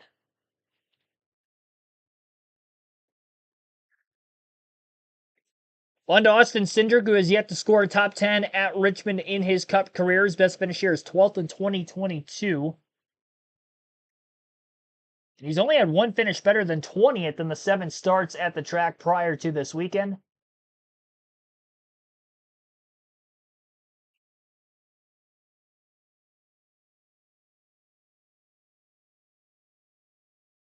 Looking for an upswing. Penske not looking great this weekend so far in practice and qualifying. The fall off in the tires here at Richmond, Ryan Blaney's been really good on the long runs on tracks where we have one groove, not as much tire fall off kind of racetracks that we've gone to. So it's been a minute. He could be someone to look out for from Penske just for that alone, but the speed just wasn't there for the 212 and the 22. And the 22 ended up in the wall in practice. To add insult to injury there. I don't think he's going to be participating in qualifying because he would be after Eric Jones, and Jones is going to be right after Cindric here.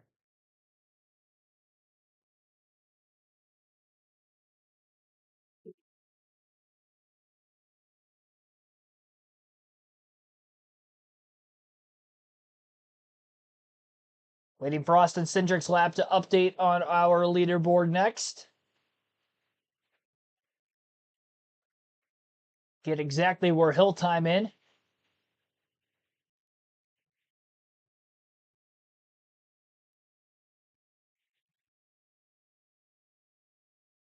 Might have a slight delay going on right now. Refresh the page. 7th for Cindric, 22.442.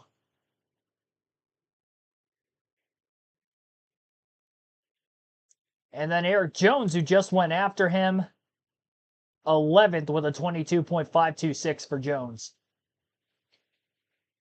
Best finish for Jones' is rookie season with Furniture Row Racing.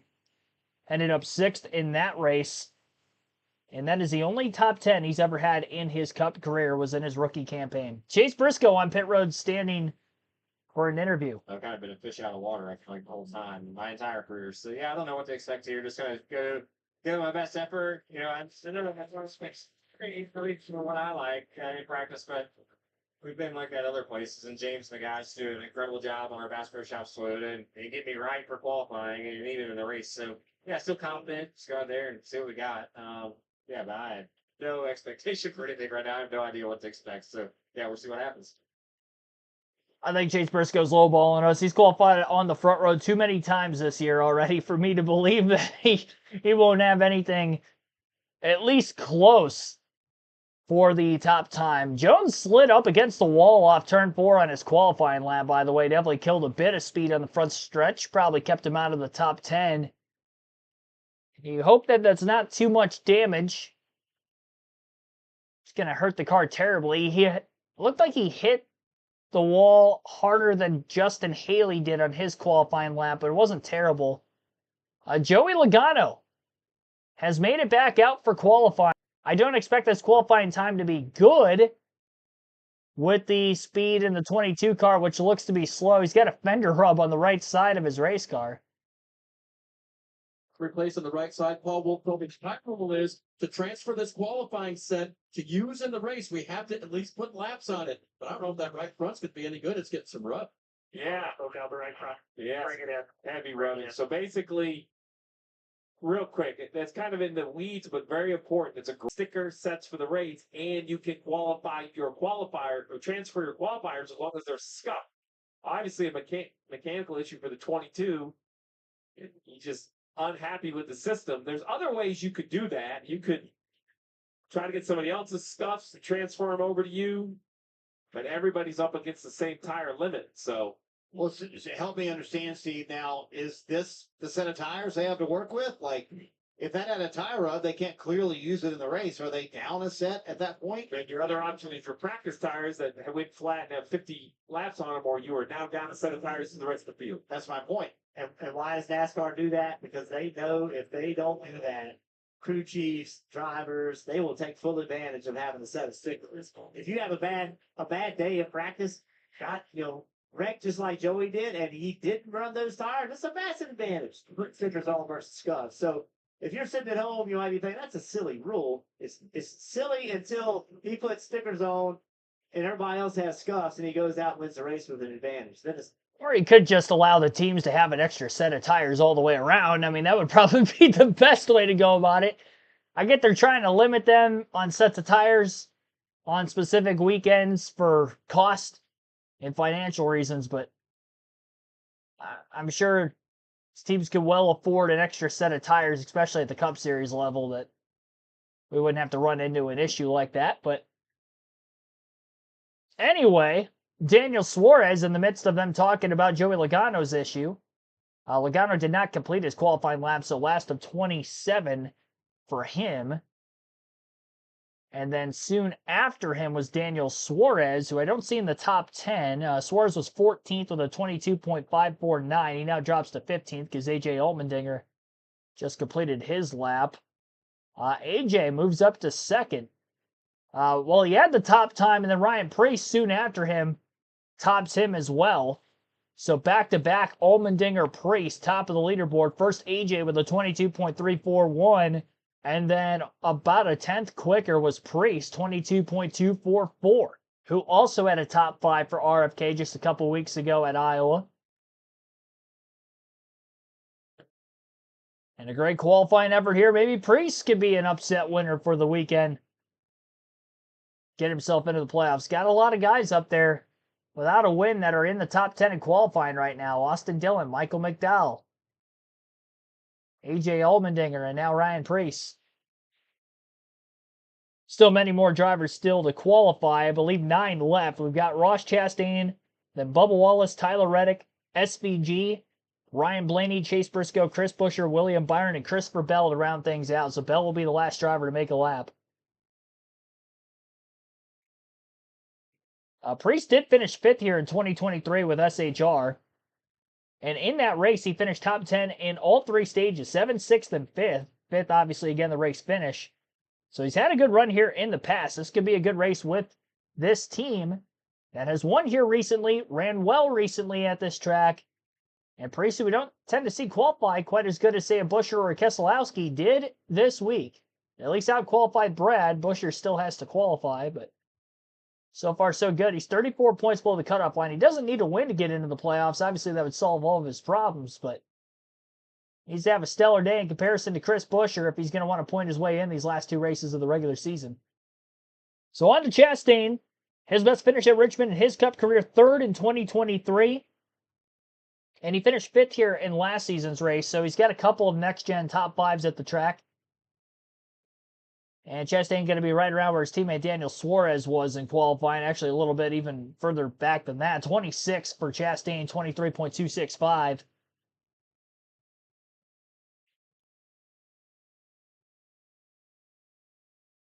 And on to Bubba Wallace in the 23, who also had a top 5 here last season, which would have been the best finish for Wallace at Richmond Raceway. And he's actually finished top 10 in both Stage 1 and Stage 2 in the last 3 Richmond races, though only has 2 top 10s in that stretch, and 1 top 5, which again was last year. He is riding currently his longest top 10 streak of his career. 5 straight races, going for 6 this weekend. And knowing that stat line had just dropped, he's got a reasonable shot at it. He's a great short track racer. 6th in qualifying for Wallace, 22.379. Good start to the weekend for Bubba. His teammate Tyler Reddick soon after him will qualify. Best finish for Reddick at Richmond, 3rd place, also last season. So our last 3 drivers to go out there last summer, they all finished in the top 5. 3rd and 10th in both races here for Reddick last season. Those are his only 2 career top 10s at Richmond. It's not been a great track historically for him until last year. And this weekend seems to have decent speed as well, because he just jumped up to 2nd in qualifying. 22.331 for Tyler Reddick. Priest still has the top time by just over 0.08 of a second. We'll see if he can get his first pole of the season. I believe he's got one other front row start, which was the Mexico City race earlier this year. That being for Priest. Shane Van Gisbergen on to qualify, making his first Richmond start in the NASCAR Cup Series this weekend. A winner a week ago at Watkins Glen. 4 times this year on the road courses, all in the summer months, June through August. Tied for the most wins this year with Denny Hamlin. He's racked up quite a few playoff points. 22 of them total. I believe he's got 2 stage wins on top of the 4 race wins. 22nd in qualifying for SVG so far. Still got a handful left after him. 22.646 for Van Gisbergen.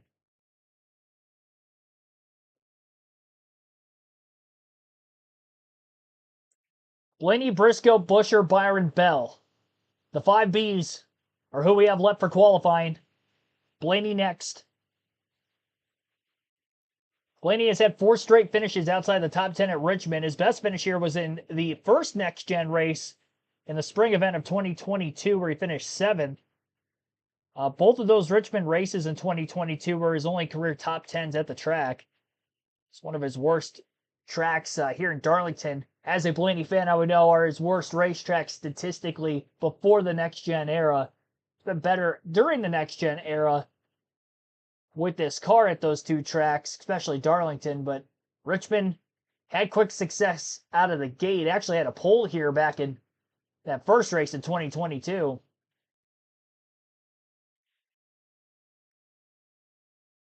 Was lacking speed in practice, and qualifying not any better. It's behind his teammate Cindric and affiliated teammate Josh Berry. 16th for Blaney, 22.548. And on to Chase Briscoe, who has 9 front row starts this season, 6 poles. Can he go for another one? Inside the front row. Briscoe's never scored a top 10 in his career. His best finish is 11 2 different times in 8 prior starts at Richmond Raceway.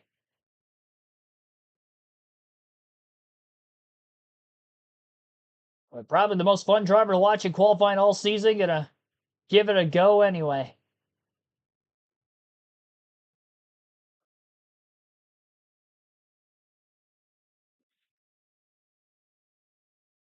It's impressive because it's a different style of oval he's done it on for a lot of the races this season. 22.545 for Briscoe. That was not a great lap. 16th for him. He was skeptical of his car handling-wise in practice, and it doesn't seem like qualifying is much better for Briscoe. Buscher, Byron Bell left. Chris Buscher's up next. 2023 summer race winner here. 3 top 10s in the last 5 races at Richmond for Buscher as well. His teammate, Ryan Preece, on the front row. I think it'd be fitting if we get an RFK lockout with the 2 drivers who are on the cut line going up against one another. That could be a great battle to watch for stage points in that first stage if they do so. And really, if Buscher doesn't have a good qualifying effort, knowing the first stage is only 70 laps tomorrow evening, that could be great for Ryan Preece to try to get some sort of an attempt to point his way in.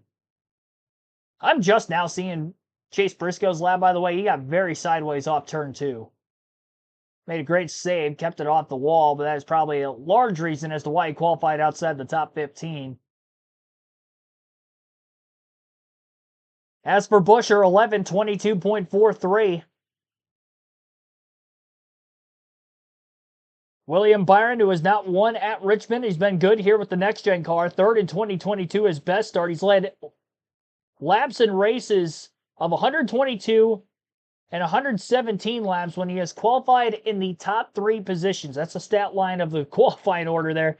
So if Byron qualifies top 3, he may lead over 100 laps because that's what he's done the only other times he's qualified top 3, both in the next-gen era. One of those was that third that he had in 2022. And can anybody take down Ryan Preece for the pole lap? Time to beat still is a 22.244 for Preece. 22.461 for William Byron. Not a great lap for him either. 13th for William Byron. One driver to go, and that is Christopher Bell. The JGR Toyota is all over the place at qualifying right now. Gibbs is 22nd. Hamlin is 4th. And Briscoe's 18th.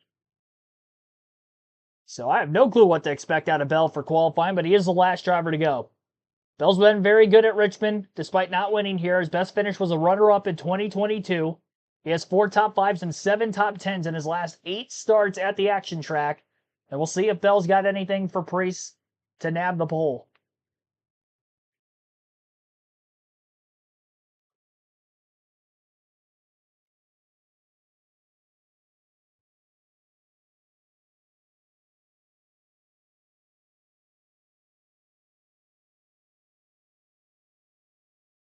$22.384 for Christopher Bell. He's not going to get it.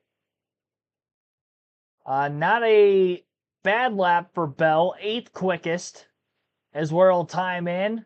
Kind of middle of the road by way of how the Toyotas performed in qualifying today. And Ryan Preece, for the first time, I believe this season, he will score a pole. And he'll be starting out in front tomorrow at Richmond. Get a word with Ryan Preece here shortly. Once my live feed catches up. Tyler Reddick outside of the front row will be starting in second. We'll go through the full leaderboard for qualifying as soon as we get the interviews with our front row starters. Brett Whiteside, thanks for tuning in. What happened to Busch? Qualify in reverse? He did not. No, it's just not a good lap for Kyle Busch, and I'm surprised. 28th, he was fastest in practice. Didn't get all of it. Austin Dillon had a pretty decent lap in 11th. I think Busch will be quicker in the race tomorrow, but starting deep is definitely not going to help. Here's Mama Smith with our pole sitter for tomorrow's race, Ryan Preece. Yeah, that was great adjustments by Derek and everybody with this Kleenex Kroger Ford Mustang. I can't thank RFK enough for the opportunity, and boy, what a race car. You know, it might not have showed up in practice, but early on for that fast lap, but it didn't qualify. Dave, these guys are going to be chasing the number 60 when this thing fires off. Tyler Reddick was close. He is second quick on the day. Just a little bit. I mean, I'm honestly really happy with that result for Chumba Casino Toyota Camry.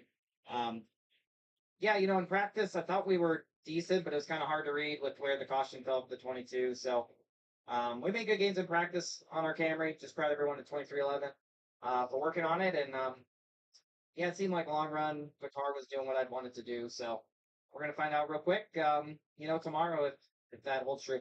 Good team effort today in qualifying and practice, guys. Well, I tell you what, Steve, Ryan Preece picked a pretty good time. All right, well, there you have it. Ryan Preece, Tyler Reddick, front row for tomorrow's race. Outside of that, starting in row 2, we'll have A.J. Allmendinger and Denny Hamlin, some longtime veterans here in the NASCAR Cup Series. Chase Elliott with Brad Keselowski in row 3. Row 4, the Toyotas of Bubba Wallace and Christopher Bell, and the 2 Chevys of Alex Bowman and Michael McDowell round out the top 10. 11th, last year's winner, Chris Buescher. The year before that, in the summer event, Austin Dillon, last year's winner, and then Chris Buescher the year before that in the summer races winner.